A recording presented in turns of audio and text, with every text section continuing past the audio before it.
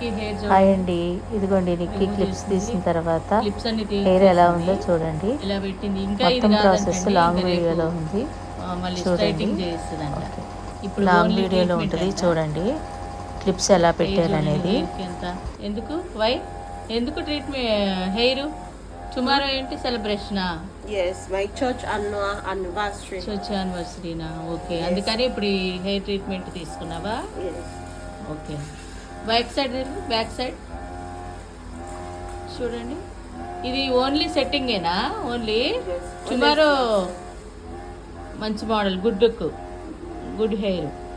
No, tomorrow no. Tomorrow like this using for my church annual anniversary. Okay, So church next anniversary కానీ this వీళ్ళకి model hair తక్కువ ఉంటుంది కదండి, అందుకోసమనే వీళ్ళు హెయిర్ కి ఎక్కువ ఇంపార్టెంట్ ఇస్తారు. లివింగ్ హెయిర్, అందుకోసమనే మీకు చూపిస్తున్నానండి ఈ వీడియో.